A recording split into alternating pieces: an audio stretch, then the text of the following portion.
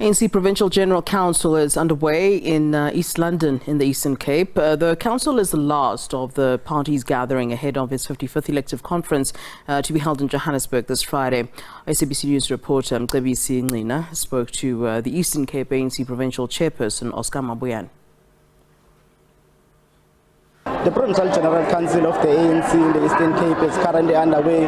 This is where the party is currently consolidating its support and also preparing for the upcoming national conference. And some of the things that were raised by the national chairperson of the Eastern Cape, Oscar Mabuyan, is a lengthy discussion when it comes to the issue of ESCOM. As we know, currently we have experiencing the rolling blackouts and also the issue of electing credible leaders, saying that they need to elect leaders that will work hand in hand with the president, not leaders that will work against the president. As you know, last week there were also reports that were circulating around of the president intending resigning in his position following the release of that Pala report. But Oscar Mabuyan, the chairperson of the ANC, is saying the province was one of the provinces that was at the forefront trying to stop the president from resigning in his position as the president of the country. Joining me now, I do have the chairperson of the ANC in the Eastern Cape, Mr. Oscar Mabuyan. Sir, thank you so much. Let's just briefly talk. What was your reason for stopping the president from resigning last week? Was to defend the gains we've made in advancing the national democratic revolution, was also to protect the interests of the country. You look at how the country has reacted, the ordinary people of South Africa, in appreciating the president, the work that he has been doing, in making it a point that all our structures of constitutional democracy are working independently without influence.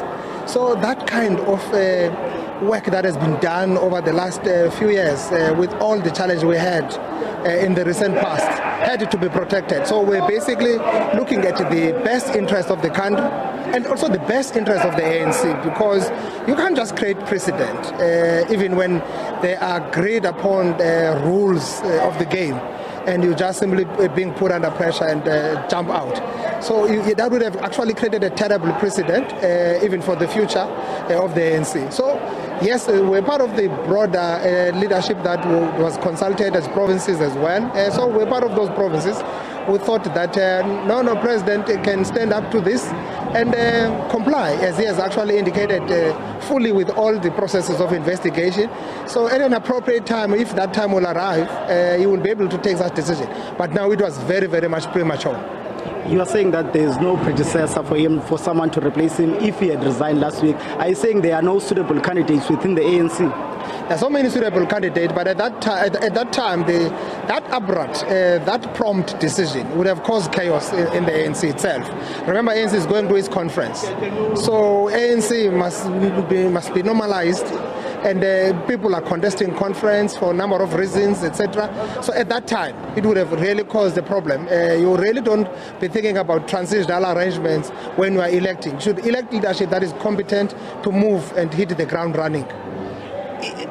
With the president expressing his intention to resign last week, isn't that an admission of guilt also on his side? Absolutely not. The president has been very clear and consistent that because he's the person who actually upholds the high moral standards. He thought that his name to be dragged like that and everyone throwing the mud at him, that he might as well disorganize the country and defocus the country from the real issues.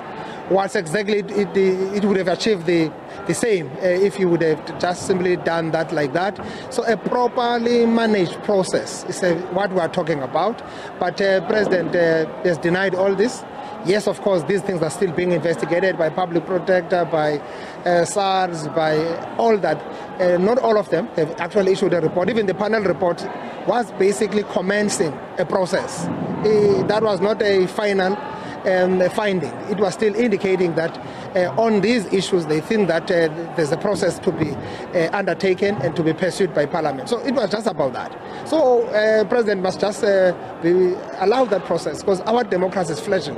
So we've got to nudge, we've got to nurse, protect it so that it grows and develops into one of those mature democracies in the world. Let's just talk about your ambitions of becoming the deputy president of the country. Looking at the numbers from the benches, you in that position, you received the least votes compared to the other candidates that are hopeful for that position. are you still saying that you stand a good chance of the delegates in the conference electing you as the deputy president? Firstly, I don't have any ambitions of being the deputy president. I was just nominated, and I'm so humbled for that nomination by branches.